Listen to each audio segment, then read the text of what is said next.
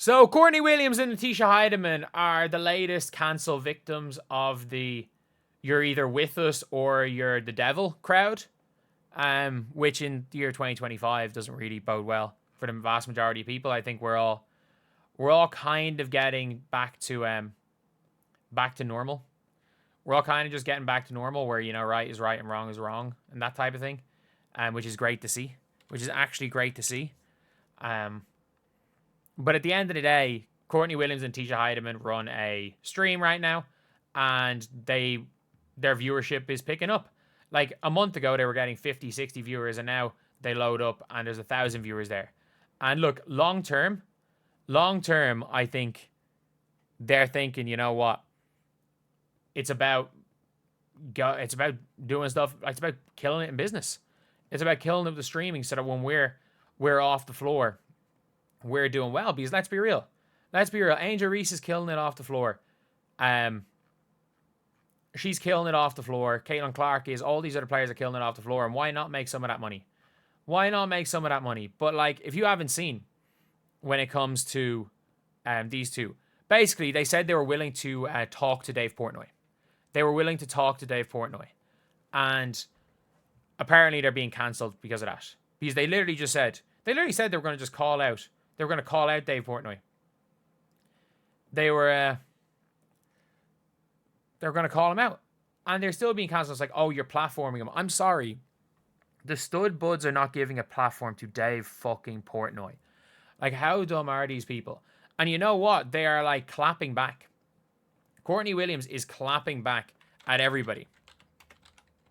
And everyone's like, oh, Courtney Williams cares more about the bag than anything else. It's like, yeah, you should. When your career is finite, as long as you're not doing something absolutely morally reprehensible, and talking to a person is not that. Let's be real.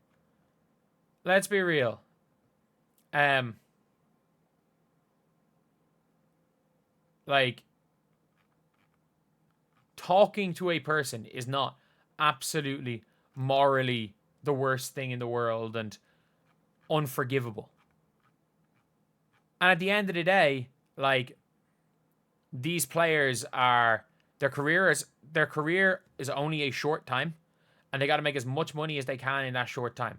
And let's be real, Courtney Williams, between WNBA and Unrivaled, and same with Tisha Heidemann, they're probably making about $300K a year.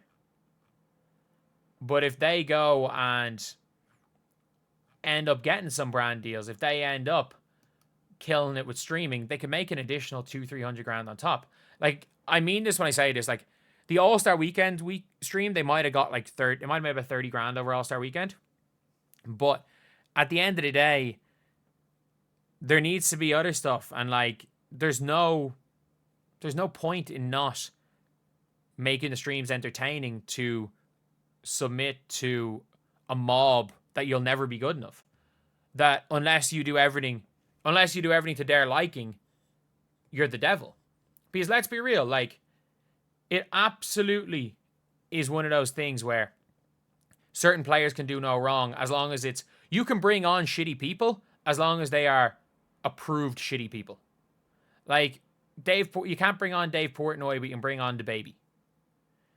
Like, some of the guests that Angel Reese had, you can't bring on certain people, but like, you can make an entire podcast essentially like, trying to rage bait people by bringing on Travis Kelce's ex and talking about that relationship. And it's like, I don't know. Like, I don't care. At the end of the day, Angel Reese knows how to get clicks. She knows how to be relevant, but like, it's completely acceptable in one side for these people. And it's not acceptable on the other side, because the difference is that, I don't know, maybe they believe they're on the wrong side of things. But I'm like, I'm sorry, I don't care. These are podcast guests. Who cares? I mean this when I say this. Who cares? At the end of the day, people are going to watch these streams if it's entertaining. The day Courtney Williams and Natisha Heidemann stop being entertaining is the day people stop watching.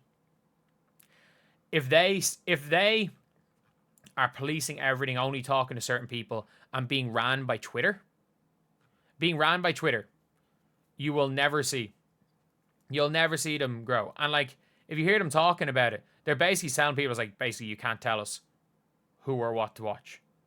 And at this point, we open to having conversations with anybody, because quite frankly, if anybody gonna stand on business in a room and address situations, it's gonna be us.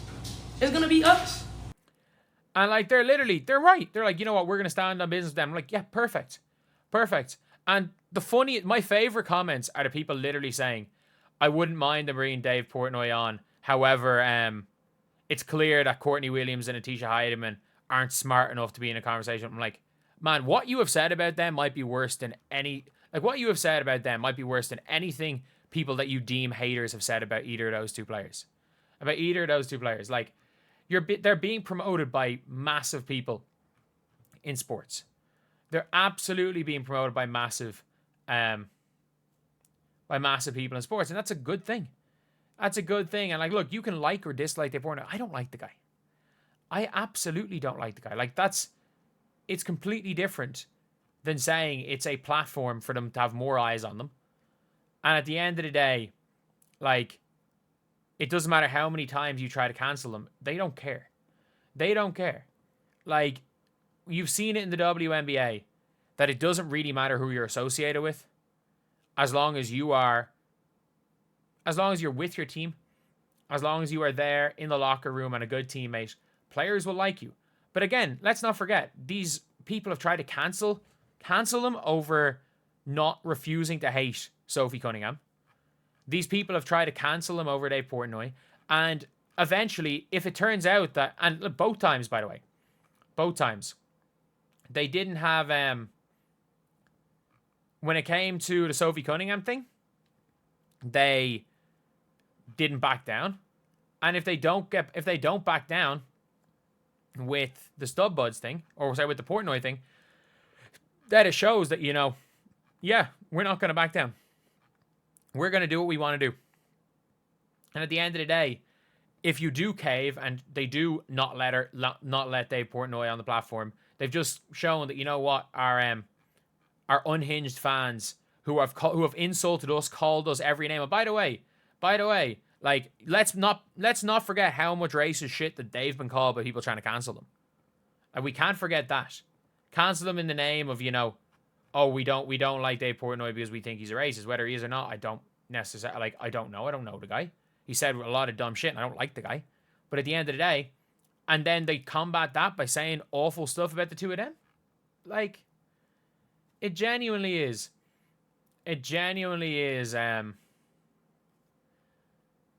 one of those things where you can't let your audience control who you're around. You can't let your audience control who you speak to. You can't let random people on the internet who you've never seen before control who you can and can't be around within reason.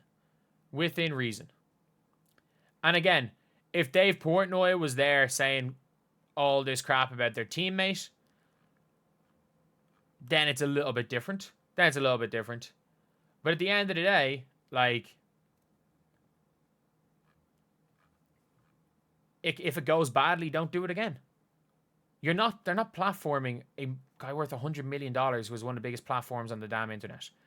If anything, if they are able to hold their own against Dave Portnoy, they're just boosting their own legacy, and they're just boosting their own relevance, which is exactly what should be done realistically. But anyway, yeah, that's the video. I'll see you guys.